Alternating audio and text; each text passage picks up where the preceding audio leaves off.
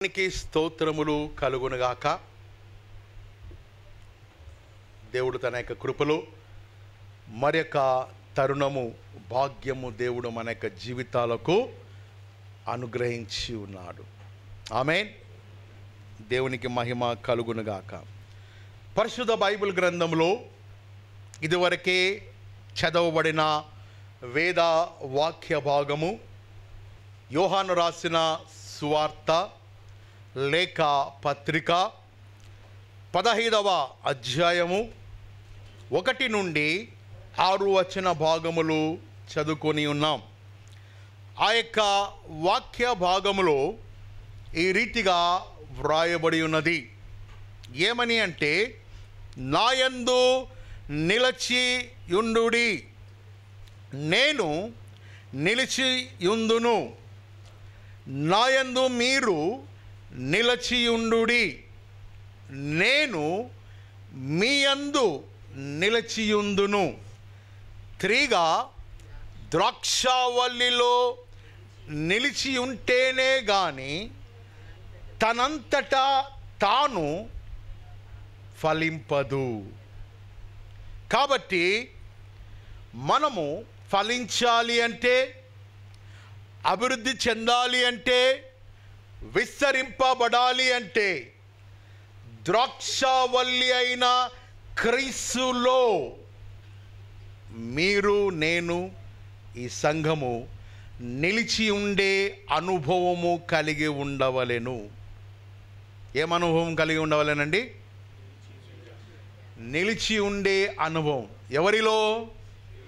ద్రాక్షావల్లి అయిన క్రీస్తులో.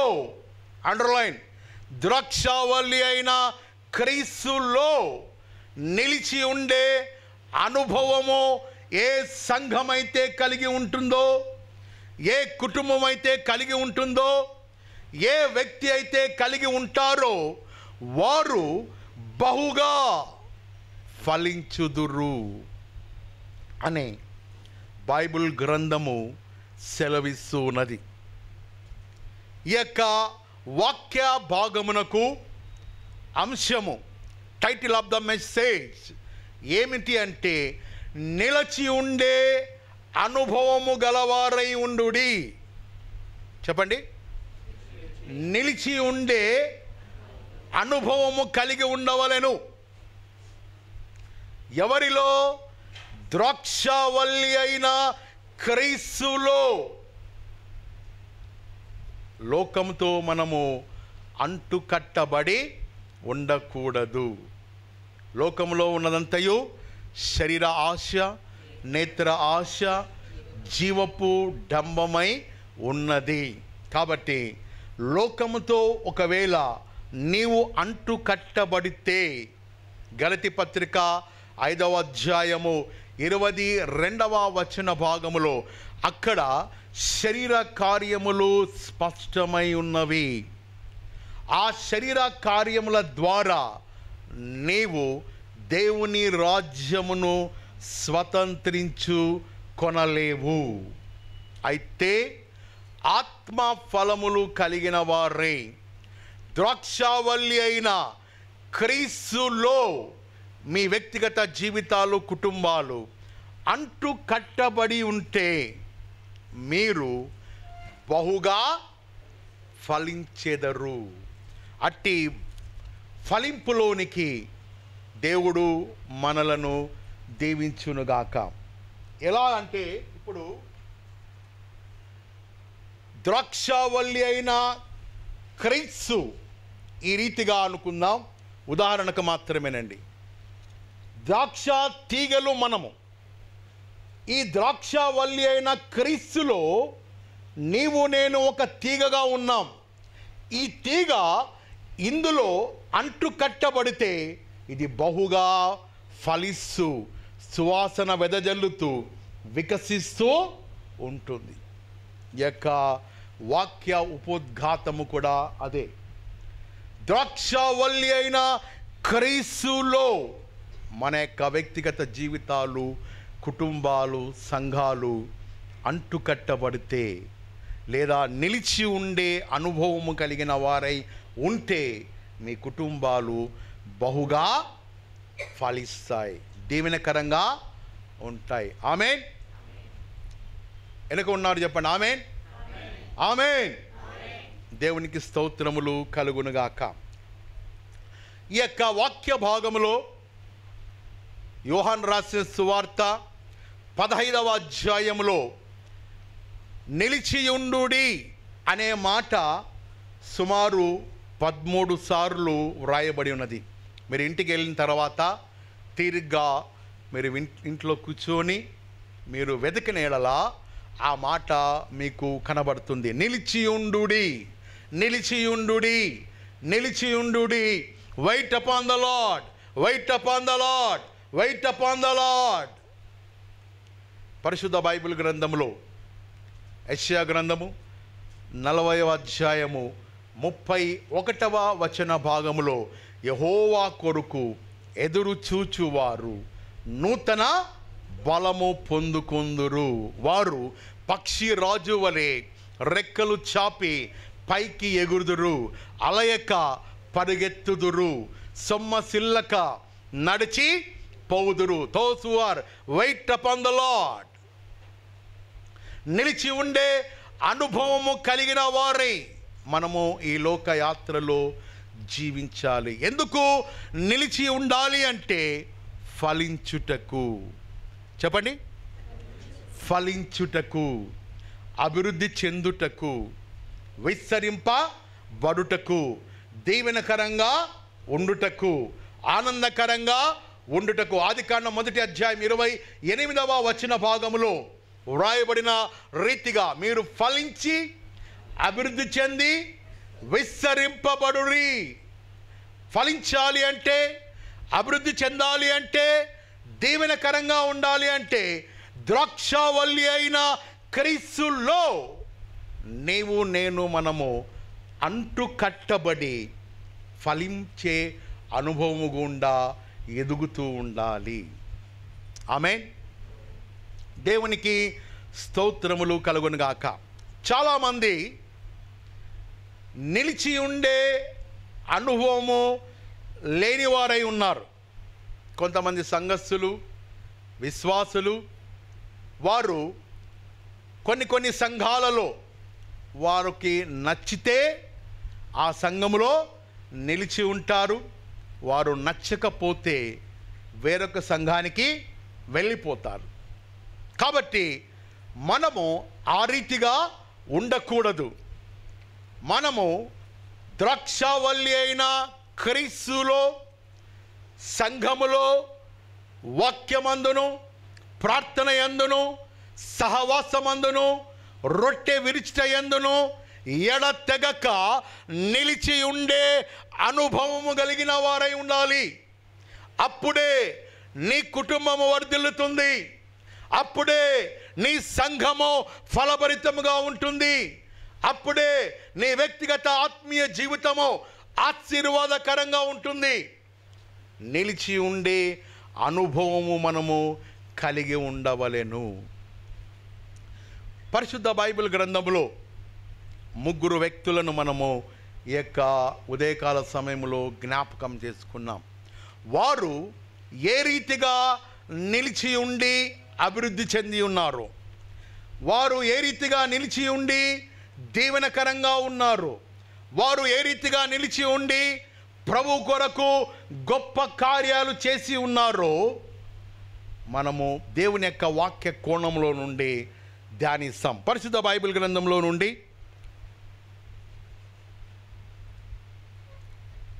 ఆదికాండము 39వ అధ్యాయము 2, 3 వచన భాగాలు. ఆదికాండము 39వ అధ్యాయము 2, 3 వచన భాగముల వైపు మీ మనస్సును కేంద్రీకరించవలసిందిగా కోరుచున్నాను. యెహోవా యోసేపునకు తోడై ఉండెను గనుక అతడు వర్ధిల్లుచు అతని చేతిలో యెహోవా చేతి పనిని సఫలపరచెను. నా వైపు చూడండి. యోసేపు ఆ యొక్క ఐగుప్తు లేదా శ్రమల మధ్య లేదా కష్టముల మధ్య బానిసత్వపు జీవితములో గడుపుతూ కుటుంబం నుండి వేరు చేయబడిన వ్యక్తిగా, అన్నదమ్ముల ద్వారా మోసగింపబడిన వ్యక్తిగా, బానిసత్వపు జీవితము, చెర జీవితము, జైలు జీవితము, చేయరాని నేరానికి శిక్ష అనుభవిస్తున్న జైలు జీవితము, అటువంటి శ్రమల మధ్య, అటువంటి వేదన మధ్య, అటువంటి కన్నీటి మధ్య, అటువంటి దుఃఖ సమయముల మధ్య యోసేపు యెహోవా యందు నిలిచి ఉండే అనుభవము కలిగిన వాడై ఉండెను. చెప్పలు కూడా దేవుని మహిమపరుచుదాం. అర్థమైందండి? చాలామంది అన్నీ ఉంటే దేవుని మందిరానికి వస్తారు. మంచి ఐరన్ బట్టలు ఉండాలి, పొద్దున్న లేస్తే మంచి బ్రేక్ఫాస్ట్ ఉండాలి, ఇంకా కొంతమంది స్త్రీలు అయితే నగ నట్ర అవి ఇవి అన్నీ ఉండి వెహికల్స్ అందుబాటులో ఉండి చిన్న చినుకు పడినా రాలేరు, కొంచెం ఎండ ఎక్కువైనా కూడా రాలేరు. మీరు కాదండి, కొన్ని సంఘాలు నేను గమనించిన. కాబట్టి ఇక్కడ వాక్యములో యోసేపు శ్రమల మధ్య, గుర్తుపెట్టుకోండి, కన్నీటి మధ్య, వేదన దుఃఖముల మధ్య, ఒంటరి జీవితము, చేయరాని నేరానికి శిక్ష అనుభవిస్తున్న ఖైదీ, అటువంటి స్థితిగతులలో యోసేపు దేవుని యందు నమ్మిక ఉంచి నిలిచి ఉండే అనుభవమును కలిగి ఉన్నాడు. అందుకనే యోసేపు గురించి బైబిల్ ఏమని వర్ణించుచున్నదంటే, యోసేపు అనగా చెప్తారా? Yes brother. యోసేపు అనగా ఫలించడి కొమ్మ, శ్రమల మధ్య వికసించిన కొమ్మ, వేదనల మధ్య దుఃఖముల మధ్య దేవుని కొరకు సాక్షిగా వికసించిన పుష్పము. కాబట్టి యోసేపు శ్రమల మధ్య, కన్నీటి మధ్య నిలిచి ఉండే అనుభవమును కలిగి ఉన్నాడు. మన జీవితాలలో కూడా ఒకవేళ ఇక్కడ కూర్చున్న వారి జీవితాలలో, కుటుంబాలలో యోసేపు వలె మీ హృదయ అంతరంగములలో, స్థితిగతులలో అటువంటి అనుభవము ఎవరైనా కలిగి ఉంటే భయపడవద్దండి, దిగులు పడవద్దండి. మీ కన్నీటిని దేవుడు నాట్యముగా దీవించే దేవుడు. ప్రతి కన్నీటి బాష్ప బిందువును తొలగించే దేవుడు. యోసేపు ఆ రీతిగా శ్రమల మధ్య, కన్నీటి మధ్య దేవుని యందు నిలిచి ఉండే అనుభవము కలిగి ఉన్నప్పుడు ద డే విల్ కమ్. యోసేపు జీవితంలోనికి ఒక దినము సంభవించినది. ఏమిటి ఆ దినము అంటే, చెర జీవితము నుండి రాజరికము వైపు, చెర బానిసత్వము నుండి రాజరికము వైపు, ఆశీర్వాదముల వైపు, దీవెనల వైపు ఒక దినము యోసేపు జీవితానికి దేవుడు అనుగ్రహించి ఉన్నాడు. ఆమేన్. అప్పుడు యోసేపు చెర జీవితము నుండి రాజ జీవితములోనికి హెచ్చింపబడి ఆ ఐగుప్తు దేశమంతటి మీద రెండవ ఫరో చక్రవర్తిగా దేవుడు యోసేపును దీవించినాడు. కారణం యోసేపు శ్రమల మధ్య, కన్నీటి మధ్య, దుఃఖములలో, చెర జీవితములో, ఒంటరితనములలో, వేదనలలో యెహోవా యందు భయభక్తులు కలిగి యెహోవా యందు నిలిచి ఉండే అనుభవము కలిగిన స్థితిని బట్టి దేవుడు యోసేపును అంతగా హెచ్చించినాడు. చెప్పలు కూడా దేవుని మహిమపరచుదాం. అదే దేవుడు yesterday, today and for ever is the same living God. అదే దేవుడు నిన్న నేడు నిరంతరము మార్పు లేనటువంటి దేవుడు. యోసేపును దీవించిన దేవుడు నిన్ను నన్ను తప్పక దీవించే దేవుడు. అయితే యోసేపులో ఉన్న క్యారెక్టర్ ఏమిటి అంటే శ్రమల మధ్య, వేదన మధ్య యెహోవా యందు, దేవుని యందు నిలిచి ఉండే అనుభవము కలిగి ఉండెను. నంబర్ 1, మనము కూడా అటువంటి అనుభవము కలిగిన వారై ఈ లోకయాత్రలో జీవించాలి. శ్రమలు వచ్చినప్పుడు ఎక్కడ దేవుడు? సంఘానికి వస్తున్నాం, పాటలు పాడుతున్నాం, కానుకలు ఇస్తున్నాం, దేవునిలో ఉంటున్నాం. ఈ శ్రమలు మాకేనా? ఈ కష్టాలు మాకేనా? ఈ దుఃఖాలు మా కుటుంబాలకేనా అని నిరాశ చెందవద్దండి. It is devil plan. నిరాశ పడకుడి. కష్టముల మధ్య, శ్రమల మధ్య చూచుచున్న దేవుడు మనకు తోడై ఉన్నాడు. యోసేపును చూచిన దేవుడు నిన్ను నన్ను దేవుడు గమనిస్తూ ఉన్నాడు. కాబట్టి యోసేపును దీవించిన దేవుడు నిన్ను నన్ను మనలను దీవించే దేవుడై ఉన్నాడు. ఆమేన్. దేవునికి స్తోత్రములు కలుగునుగాక. రెండవ వ్యక్తిని మనము జ్ఞాపకం చేసుకుందాం. పరిశుద్ధ బైబిల్ గ్రంథంలో నుండి నిర్గమకాండము 3వ అధ్యాయము 2, 3, 4 వచ్చిన భాగములు. నిర్గమకాండము 3వ అధ్యాయము 2వ వచనము, 3వ వచనము, 4వ వచన భాగములలో మోషే తన మామ అయిన యిత్రో మందను మేపుకుంటూ దేవుని పర్వతము అనబడిన హోరేబునకు వచ్చెను.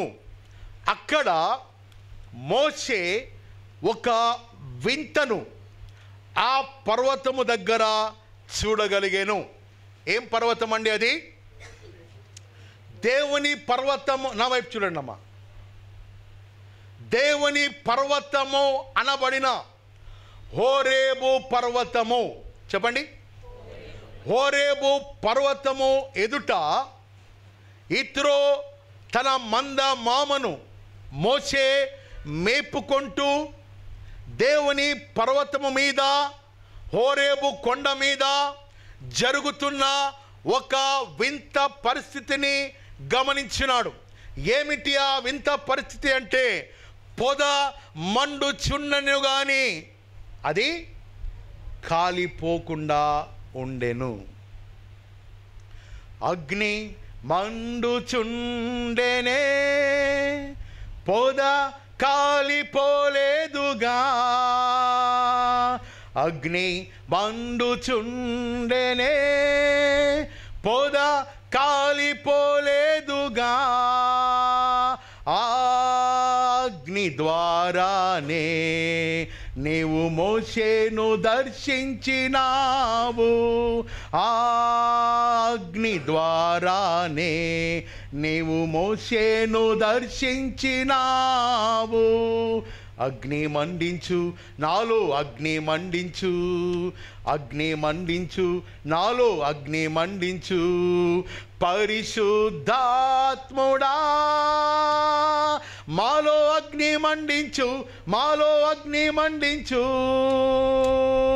పరిశుద్ధాత్ముడా నాలో అగ్ని మండించు, నాలో అగ్ని మండించు. ఆ రీతిగా మోషే ఆ అగ్ని మండుచున్నది, బట్ పొద కాలిపోలేదు. ఆ వింతను చూచుటకు దేవుని పర్వతము అనబడిన హోరేబు పర్వతమున శిఖరమునకు వెళ్ళి అక్కడ నిలిచి ఉన్నప్పుడు దేవుడైన యెహోవా దూత మోషేతో మాట్లాడి ఉన్నాడు. అప్పుడు ఇశ్రాయేలు ప్రజల యొక్క బానిసత్వపు స్థితిగతులు, వారిని ఏ రీతిగా విడిపించాలో, ఏ రీతిగా వారిని ఐగుప్తు చెర నుండి, దాస్యము నుండి బయటకు రప్పించాలో ఒక ప్రణాళిక దేవుడు యోసేపుకు అనుగ్రహించెను. ఆ రీతిగా మోషే దేవుని యొద్ద నుండి ఒక ప్రణాళికను పొందుకొని ఐగుప్తునకు వెళ్ళి ఇశ్రాయేలు ప్రజలను ఐగుప్తు చెర బానిసత్వము సుమారు 430 సంవత్సరముల చెర బానిసత్వము. ఎన్ని సంవత్సరాలండి? సుమారు 430 సంవత్సరాల ఐగుప్తు చెర జీవితము ఇశ్రాయేలు ప్రజలు జీవిస్తున్నప్పుడు హోరేబు కొండ మీద దేవుని ప్రణాళిక ద్వారా ఇశ్రాయేలు ప్రజలకు అద్భుతముల ద్వారా, మహత్కార్యాల ద్వారా మరియు పస్కా బలి పశువు యొక్క రక్త ప్రోక్షణ ద్వారా ఇశ్రాయేలు ప్రజలకు విమోచన, విడుదల లభించిన. చెప్పట్లు కూడా దేవుని మహిమపరచుదాం. ఏ రీతిగా అండి? పస్కా బలి పశువు యొక్క రక్త ప్రోక్షణ ద్వారా, అద్భుతముల ద్వారా, మహత్కార్యాల ద్వారా, సూచక క్రియల ద్వారా ఇశ్రాయేలు ప్రజలకు చెర బానిసత్వం నుండి, ఎంత బానిసత్వం తెలుసా అండి? 430 సంవత్సరాల చెర బానిసత్వపు జీవితం. మన భారతదేశానికి బ్రిటిష్ పరిపాలన నుండి ఎప్పుడు విడుదల కలిగిందండి? ఆగస్టు 15, ఆగస్టు 15 గొప్ప విడుదల కలిగినది. మనమందరం కూడా ఆగస్టు 15 వస్తేనే గ్రేట్ సెలబ్రేట్ చేసుకుంటాం. 430 సంవత్సరాల బానిసత్వపు జీవితం నుండి దేవుడు తన ప్రవక్త అయిన మోషే నాయకత్వము ద్వారా వారికి విడుదల అనుగ్రహింపబడి ఉన్నది. దేవునికి స్తోత్రములు కలుగునుగాక. ఆ రీతిగా ఇశ్రాయేలు ప్రజలు సుమారు 1,00,000 పైబడి ప్రజలు ఆ యొక్క బానిసత్వం నుండి విడుదల లభించినప్పుడు వారందరూ కూడా వాగ్దాన భూమిలోనికి ప్రవేశించడానికి వెళ్తున్న తరుణములో, సమయములో వారికి అడ్డుగా ఒక పరిస్థితి ఏర్పడినది. ఆ అడ్డుగా వచ్చిన పరిస్థితి ఏమిటి అంటే ఎర్ర సముద్రము. ఏం అడ్డుగా వచ్చిందండి? ఎర్ర సముద్రము. అప్పుడు మోషే దేవుడు అనుగ్రహించిన ఆ వాగ్దానపు కర్రను చేత పట్టుకొని దేవుని సముఖములో మోషే నిలిచి ఉండే అనుభవము కలిగిన వాడై ఆ వాగ్దాన కర్రను ఏదైతే అడ్డుగా ఉన్నదో, ఏదైతే దాటలేని పరిస్థితిలో ఉంటున్నారో దాని వైపు చాపినప్పుడు ఆ అడ్డుగా ఉన్న ఎర్ర సముద్రము 2 పాయలుగా విభాగింపబడి రహదారి ఏర్పడినది. Our God is a God of wonders, working miracle of God. మన దేవుడు అద్భుతాలు, సూచక క్రియలు, ఆశ్చర్య క్రియలు జరిగించే దేవుడై ఉన్నాడు. ఆమేన్. ఆ రీతిగా మోషే హోరేబు కొండ మీద నిలిచి ఉండే అనుభవము కలిగి ఉన్నాడు కాబట్టి ఇశ్రాయేలు ప్రజలకు గొప్ప విడుదల మోషే ప్రవక్త ద్వారా దేవుడు వారికి అనుగ్రహించి ఉన్నాడు. దేవునికి స్తోత్రములు కలుగునుగాక. మన జీవితాలలో కూడా నేటి పరిస్థితి మనము గమనించినట్లయితే ఎందరో ప్రజలు, బంధువులు కావచ్చు, స్నేహితులు కావచ్చు, తోటి మిత్రులు కావచ్చు, ఎందరో ఐగుప్తు అనే లోక బానిసత్వంలో ఎందరో ప్రజలు జీవిస్తున్నారు. రక్షణ లేనివారు, మారు మనస్సు లేనివారు, నూతన జన్మ అనుభవం లేనివారు, సంఘానికి రానివారు, వాక్యం అంటే నిర్లక్ష్యము, దేవుడంటే నిర్లక్ష్యము, ప్రార్థన అంటే నిర్లక్ష్యము, ఆరాధన అంటే నిర్లక్ష్యము. ఈ రీతిగా ఎందరో చర జీవితములో ఈనాడు కుటుంబాలు వ్యక్తులు గడుపుతూ ఉన్నారు. వారికందరికీ విడుదల కావాలి అంటే నీవు, నేను, మనము, ఈ సంఘము ఏం కలిగి ఉండాలండి? నిలిచి ఉండే అనుభవము కలిగిన సంఘముగా ఈ సంఘము ఉండాలి. మోషే ఏ రీతిగా హోరేబు కొండ ప్రాంగణములో నిలిచి ఉండే అనుభవము కలిగి ఉన్నప్పుడు ఒక ప్రణాళిక దేవుని యొద్ద నుండి పొందుకున్నాడు. మనము కూడా ఈ లోకయాత్రలో అనేక మంది ప్రజలను దేవుని రాజ్యంలోనికి నడిపించుటకు నిలిచి ఉండే అనుభవమును మనము కలిగి ఉండవలెను. మూడవ వ్యక్తిని మనము జ్ఞాపకం చేసుకుందాం. నిలిచి ఉండే అనుభవం మీద నేను మాట్లాడుతున్నా, జాగ్రత్తగా వినండి. మూడవ వ్యక్తి నిలిచి ఉండే అనుభవమును ఎవరు కలిగి ఉన్నారు అంటే రాజుల గ్రంథము, 2వ రాజుల గ్రంథము 17వ అధ్యాయము 1వ వచన భాగములో అక్కడ ఏలియా ప్రవక్త రాజైన ఆహాబు దగ్గరకు వెళ్ళి, రాజా ఆహాబు, ఎవని సన్నిధిలో నేను నిలిచి ఉన్నాను, ఆ జీవము కలిగిన దేవుడు ఇదిగో రానున్న కాలములలో మంచైనను వర్షమైనను ఈ భూమి మీద పడకుండా చేసే దేవుడు, ఆయన పేరు సైన్యములకు అధిపతియగు యెహోవా. ఆ యెహోవా దేవుని సన్నిధిలో నిలిచి ఉండే అనుభవము కలిగి ఉన్నాను రాజా అని ఆ యొక్క ఆహాబు రాజుతో పలికిన మాటలు. అదే రీతిగా 2వ రాజుల గ్రంథము 18వ అధ్యాయము 19వ వచన భాగములో ప్రవక్త అయిన ఏలియా ఒక్కడే కర్మేలు పర్వతము మీద, ఎక్కడండి? నా వైపు చూడండి, కాన్సన్ట్రేట్, వాక్యం వినడానికి ప్రయత్నం చేయండి. కర్మేలు పర్వతము మీద సుమారు 450 మంది యెజబేలు పోషించిన బయలు ప్రవక్తలు ఒకవైపు. ఎంతమంది అండి? సుమారు 450 మంది యెజబేలు పోషించిన బయలు ప్రవక్తలు ఒకవైపు, అషేరాదేవి పోషించిన 400 బయలు ప్రవక్తలు ఒకవైపు. ఏలియా ప్రవక్త ఒక్కడే దేవుని పక్షముగా కర్మేలు ప్రాంగణములో పర్వత శిఖరము మీద దేవుని పక్షముగా నిలబడి ఉండే అనుభవమును కలిగి ఉన్నాడు. ఎలా చెప్పచ్చంటే, సారీ దునియా ఏక్ తరఫ్, ప్రాఫెట్ ఎలైజా ఏక్ తరఫ్,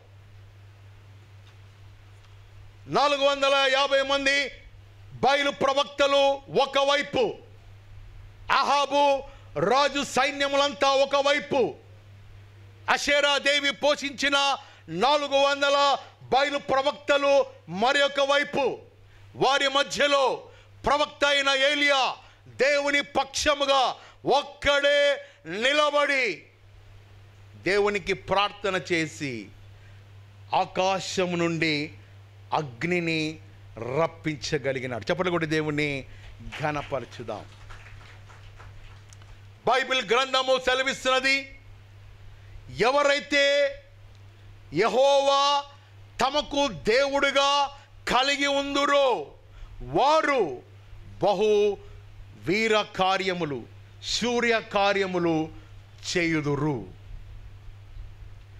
ఏలియా ప్రవక్త దేవుని యొక్క సముఖములో దేవుని పక్షంగా నిలబడి విజ్ఞాపన చేసినప్పుడు దేవుడు ఏలియా ప్రవక్త యొక్క ప్రార్థన విని 450 బయలు ప్రవక్తల మధ్య, అషేరాదేవి 400 బయలు ప్రవక్తల మధ్య, అహాబు రాజు సైన్యము ఎదుట, యెజబేలు సైన్యము ఎదుట అంతటి గొప్ప సైన్య సమూహము మధ్య ఏలియా ప్రార్థన దేవుడు ఆలకించి అగ్ని ద్వారా ఏలియా భక్తునికి దేవుడు జవాబును అనుగ్రహించి నిరూపించగలిగినాడు. I am the living God. చెప్పలు కూడా దేవుని మహిమపరచండి. అంత గొప్ప కార్యం దేవుడు చేసినాడు. ఉదాహరణకు హైదరాబాద్ అంతా ఒక వైపు ఉండి ఈ యొక్క సంతోష్ నగర్ చర్చిలో ఒక్కరు ఎవరైనా ఆయన పక్షంగా ఉండి దేవుని కార్యము రుచి చూస్తే ఆనందము వర్ణనాతీతం. అందుకనే బైబిల్ చెప్పుచున్నది, రుచి చూచి ఎరిగి తిని. అందరూ పాడదాం ఈ పాట. యెహోవా ఉత్తముడనియు రుచి చూచి తిని, యెహోవా ఉత్తముడనియు. కాబట్టి మనము దేవుణ్ణి రుచి చూచి నిలిచి ఉండే అనుభవమును కలిగి ఉండవలెను.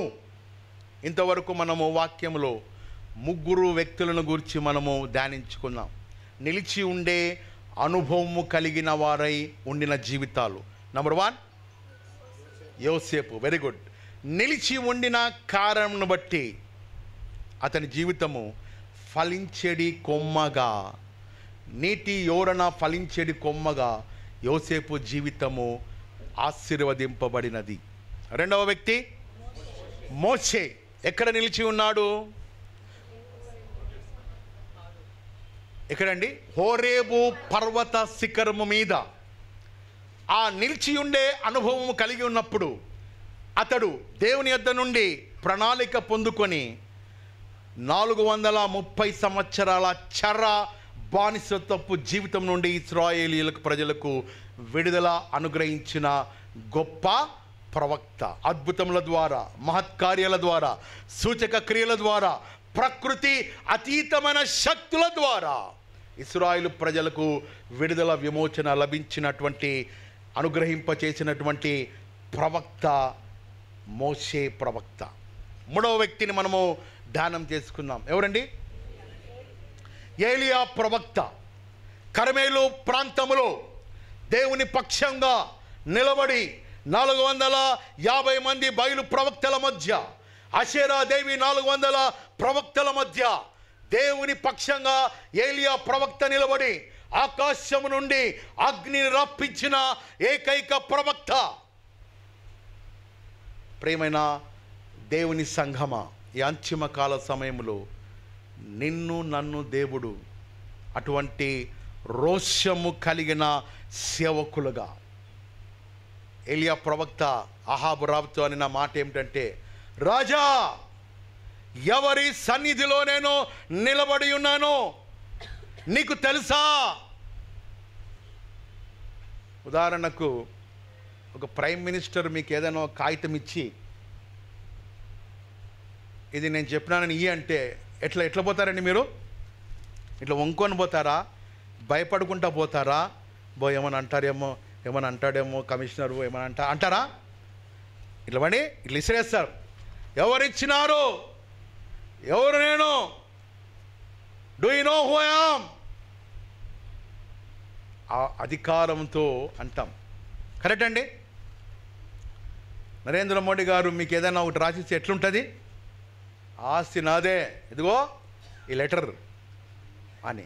అలా ఏలియా ప్రవక్త అహాబు రాజుతో ఏమంటున్నాడంటే, అహాబు రాజా, ఎవరి సన్నిధిలో నేను నిలబడి ఉన్నానో నీకు తెలుసా?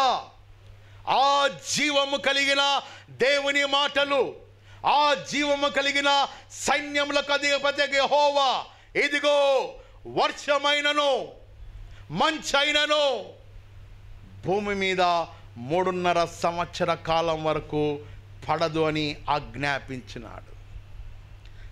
దట్ ఈస్ ఎలైజా కలేజా. ఎలైజా యొక్క గట్స్ ఏమంటారు? గట్స్ అవి.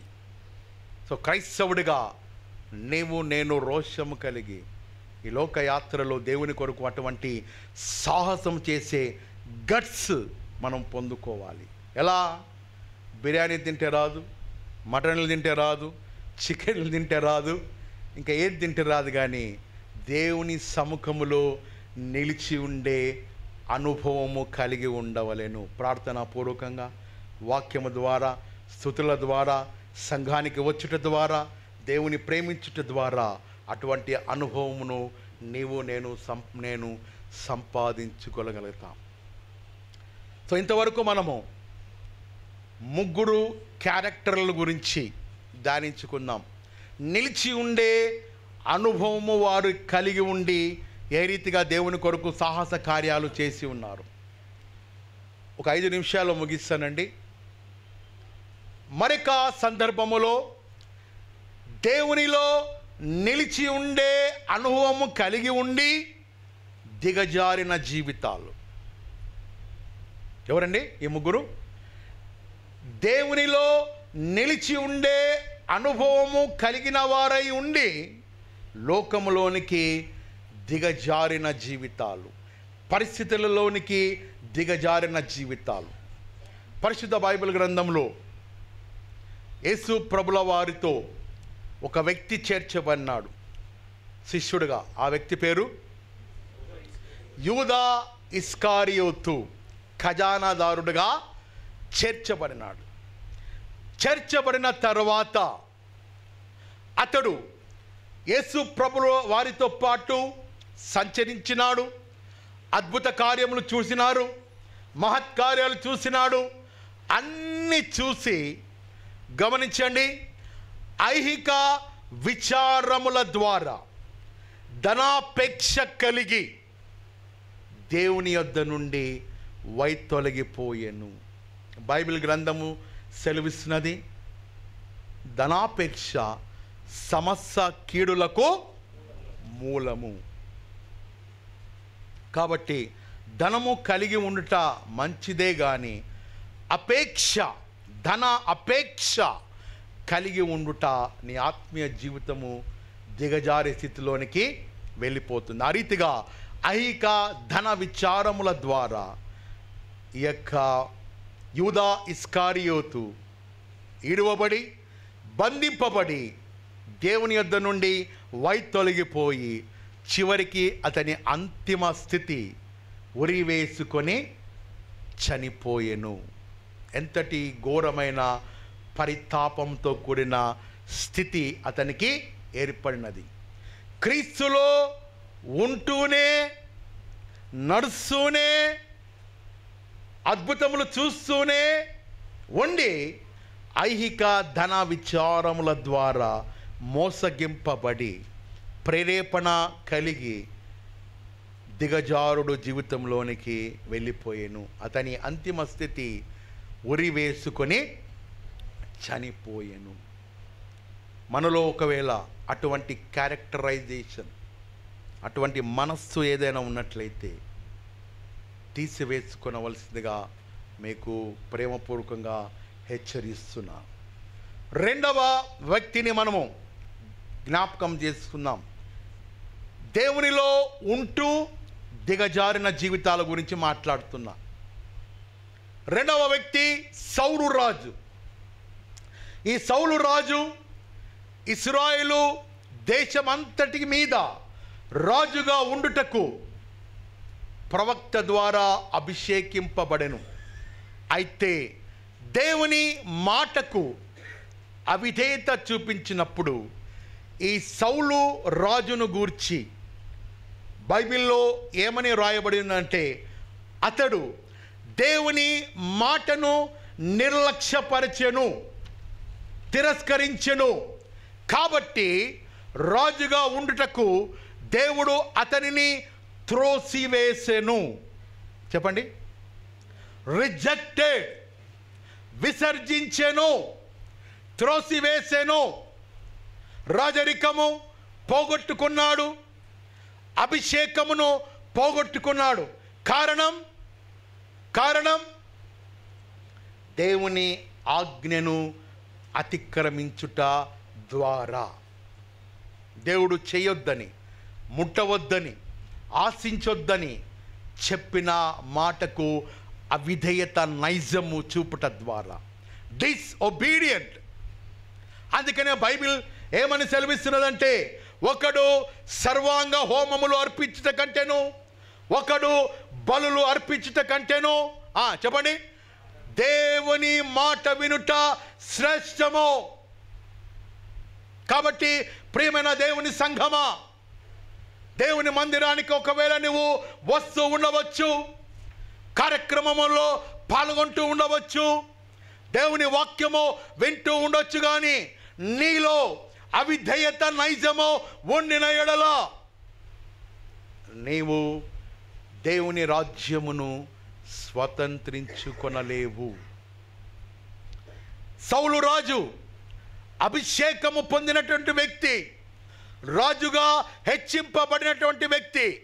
అయితే తనలో అవిధేయత నైజము ఉండిన కారణమును బట్టి రాజుగా కొనసాగలేకపోయినాడు. మనలో ఒకవేళ అటువంటి నైజము, అవిధేయత అనే నైజము, దేవుని మందిరానికి వచ్చుటలో ఆలస్యము చూపుట, చాలామంది 11:30, కొంతమంది 11, కొంతమంది ఇంచుమించు 11:30 దాటుతూ ఉన్నది. దేవుని మందిరానికి వచ్చుటలో మీరు ఎప్పుడు కూడా ఎల్లప్పుడూ నిర్లక్ష్య వైఖరి కలిగి ఉండకూడి. దయచేసి నేను ప్రేమపూర్వకంగా ఒక సేవకుడుగా 2 చేతులను జోడించి మీకు మనవి చేస్తున్నాను. దేవుని మందిరము ఆయన నివసించే ఆలయం. దేవుని ఆలయానికి వచ్చుటలో నీ ఆశ, నీ ఆసక్తి ఏ రీతిగా ఉండాలి అంటే, దుప్పి నీటి వాగుల కొరకు ఆశపడినట్లు, దుప్పి నీటి వాగులకు ఆశపడునట్లుగా, దుప్పి నీటి వాగులకు ఆశపడుచున్నది. ఆ రీతిగా మన ప్రాణ ఆత్మదేహాలు దేవుని వాక్యము వినుటకు, దేవుని మందిరానికి వచ్చుటకు సిద్ధపడి వేగిర మనస్సుతో దేవుని మందిరంలోనికి ప్రవేశించే అటువంటి ఆతృత మనము కలిగి ఉండాలి. తాబేళ్ళ వల్లే ఉండకూడదు. తాబేలు చూసినారా మీరు ఎట్లా నడుస్తుందో? మెల్లగా నడుస్తుంది. అలా ఉండకూడదు. ఎలా ఉండాలి? దుప్పి లేడి ఏ రీతిగా పరిగెడుతుందో, దుప్పి జింక ఏ రీతిగా పరిగెడుతుందో, అటువంటి ఆశ కలిగిన వారై దేవుని మందిరానికి వచ్చుటలో ఆసక్తి, ఆశ, దేవుడు అట్టి కృప మీకు అనుగ్రహించునుగాక. కాబట్టి దేవునిలో ఉంటూ దిగజారిన జీవితాలు. రెండవ వ్యక్తి ఎవరండి? సౌలు రాజు. కారణం తన అవిధేయత స్థితిని బట్టి రాజరికమును, అభిషేకమును కోల్పోయినాడు. మూడవ వ్యక్తులను జ్ఞాపకం చేసుకొని ముగించుకుందాం. మూడవ వ్యక్తులు ఎవరు అంటే ఇశ్రాయేలు ప్రజలు. చెప్పండి, ఇశ్రాయేలు ప్రజలు.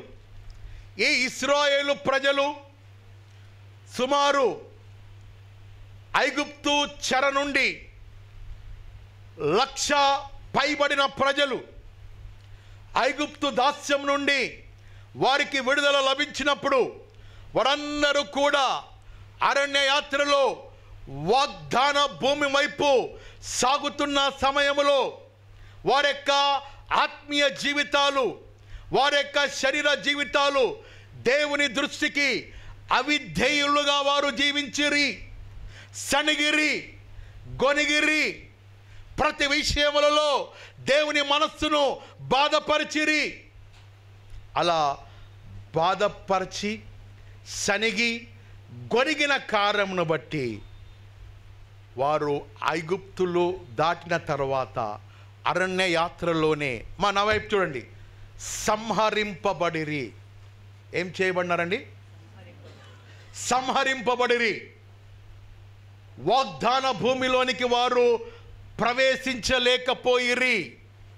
కారణం వారి అవిధేయత, సనుగుడు, గొనుగుడు కారణములను బట్టి. గమనించినారా?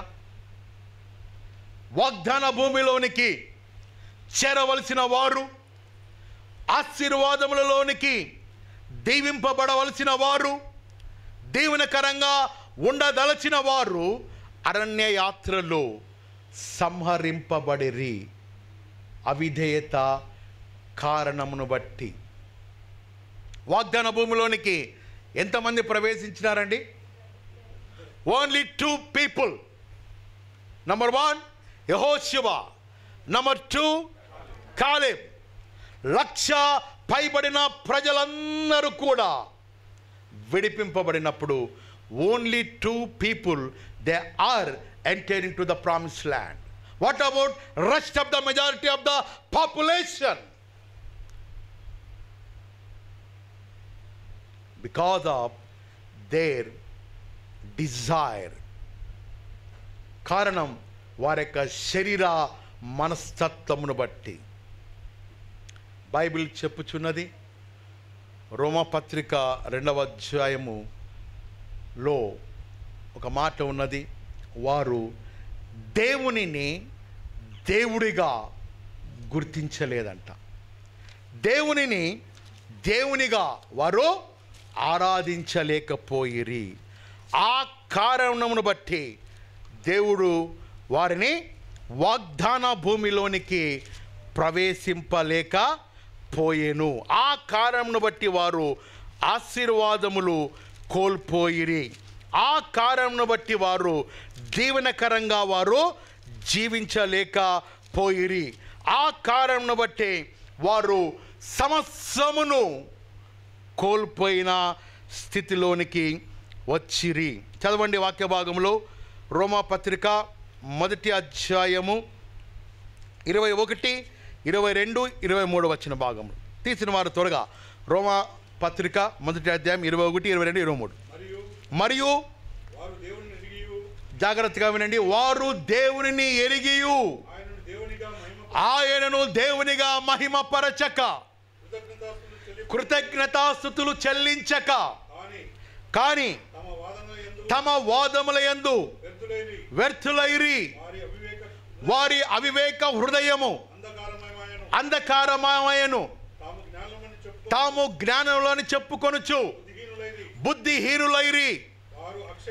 వారు గమనించండి, వారు అక్షయుడగు దేవుణ్ణి, వారు అక్షయుడగు దేవుణ్ణి, దేవుని మహిమను క్షయమగు చతుస్పాద జంతువుల యొక్క రూపముగా మార్చివేసిరి.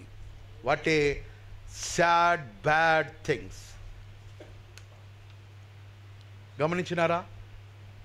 వారు అక్షయుడగు జీవము కలిగిన దేవునిని దేవునిగా ఆరాధించలేదు. దేవునిని దేవునిగా కృతజ్ఞతాస్తుతులు చెల్లించను లేదు. దేవునిని దేవునిగా ఘనపరచలేదు. అక్షయుడగు ఆ దేవుణ్ణి చతుస్పాద జంతువు యొక్క రూపముగా, కుక్కగా, ఆవుగా మార్చివేసిరి. What a stupid generation. ప్రేమైన దేవుని సంఘస్థులారా, మీలో ఇటువంటి ఒకవేళ డిసోబీడియంట్ నైజము మీలో ఉన్నట్లయితే, దేవుని మందిరానికి వస్తున్నావు, మన వైపు చూడండి, ముగిస్తున్నా, జాగ్రత్తగా వినండి. దేవుని మందిరానికి వస్తున్నావు, దేవునిని దేవునిగా నీ హృదయంలో గౌరవిస్తున్నావా? ఆ రెవరెంట్ హార్ట్ నీకున్నదా? దేవునిని దేవునిగా ఆరాధిస్తున్నావా? దేవుడు నీకు ఇచ్చిన కుటుంబ వ్యవస్థ, దేవుడు నీకు ఇచ్చిన భర్త, దేవుడు నీకు ఇచ్చిన భార్య, దేవుడు నీకు ఇచ్చిన ఉద్యోగము, దేవుడు నీకు ఇచ్చిన వ్యాపార రంగము, దేవుడు నీకు ఇచ్చిన ఆయుష్కాలము, దేవుడు నీకు ఇచ్చిన సమస్తమును బట్టి ఆ దేవునిని దేవునిగా నీవు ఘనపరిచే వ్యక్తిగా ఉంటున్నావా? Check your self.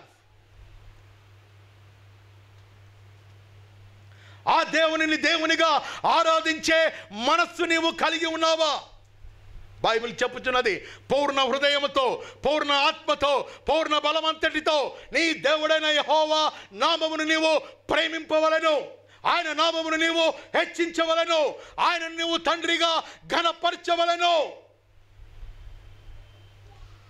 నీవు, నేను, ఇంక్లూడింగ్ మీ కూడా, నాట్ యు, నేను కూడా.